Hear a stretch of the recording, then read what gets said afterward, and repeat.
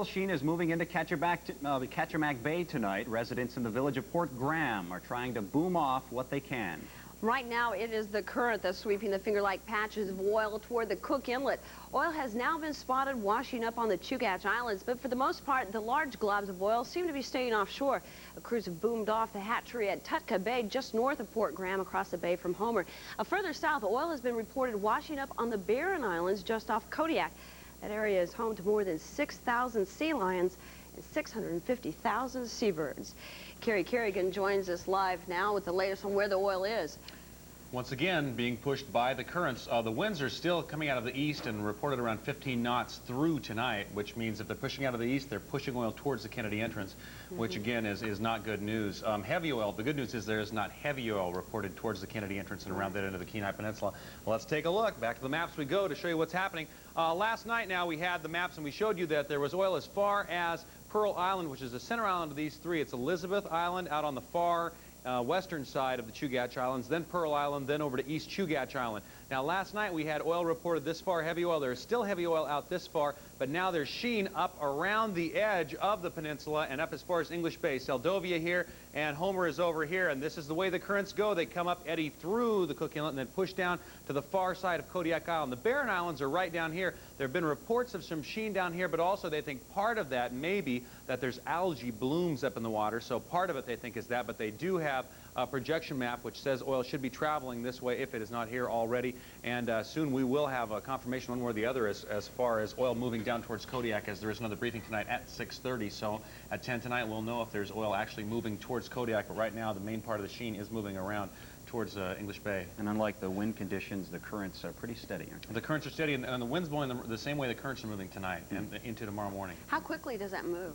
It moves fairly slowly, but with the wind pushing it, obviously there's a little chop in the water, and it's getting rolled right along. The wind and the currents moving in the same direction at this time. Okay, thanks a lot, Kerry.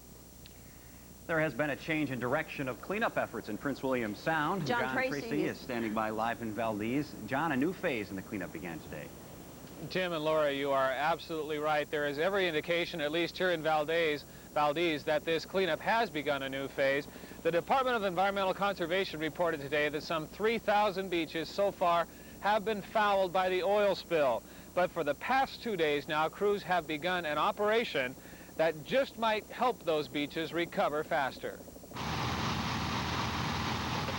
30 miles from Valdez, on a remote beach on Naked Island, there is an experiment taking place. Hoses are being used to wash the beach in an attempt to speed up a process that would take nature months, if not years, to complete. As hoses blast the rocks, the oil is washed to the beach line, where it can be retrieved by skimmers. There is a drawback to this operation.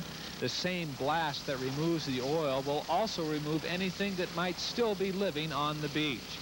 That's why scientists will only allow the so-called float and flush operation in limited areas. We have identified certain beaches that we're afraid will be oiled for a considerable amount of time that can, through this process, possibly be speeded up in their recovery time. So in terms of how much difference, I think each little small step we take towards doing whatever we can to recover the area is useful and well worth doing. But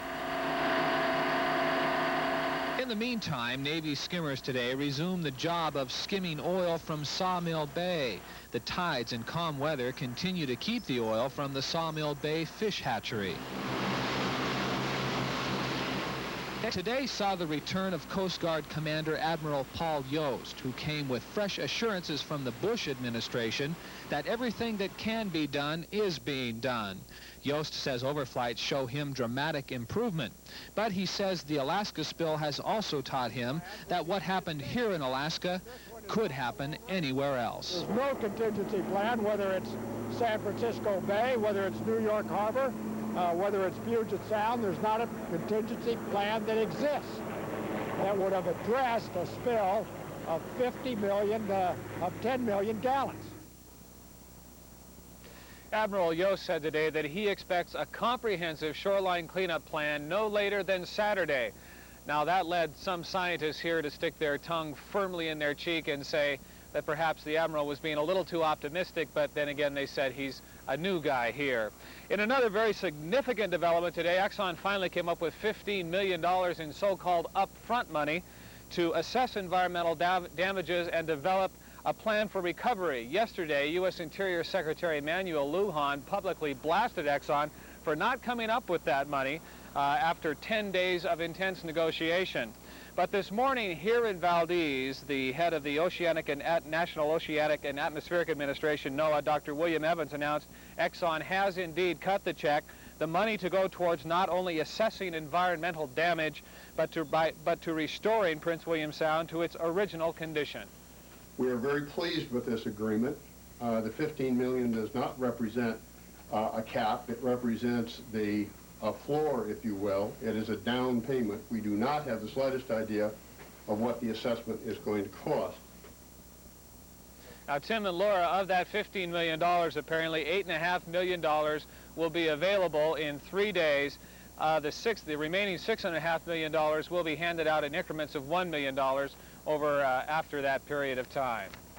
John, just how do they plan on spending that money? Well, that's the question of the day, Laura. I asked the folks at NOAA who did receive the check, representing a group of trustees, which includes the state of Alaska. Right now, they don't have a firm answer. As with everything else down here, there are a lot of unknowns, but they said they hope to know exactly what that money will go towards in another couple of days. But they will be spending it, I'm sure, as fast as it comes in. John, can we get a clear indication of how much oil has been scooped out of the water now? Well, Exxon told me tonight that they have scooped out some 840,000 gallons of oil. What is not so clear is how much of that is oil. A scientist, and NOAA scientist, told me today that what happened after the first couple days of the spill, all that oil mixed up, as Kerry has told you, and became a mousse. The mousse that you keep hearing about is about 75% water. So they say that when they pick up 8,000 gallons of substance, perhaps only a quarter of that is oil. So it's really not known right now exactly how much has been picked up. They do think that about 40% of the oil has been taken care of by nature itself. It has probably sunk. Okay, John, thanks very much. John Thanks, Tracy reporting tonight from Valdez. And when Channel 2 News continues, 2 consumer groups urge a boycott of Exxon. And some tender loving care for baby otters.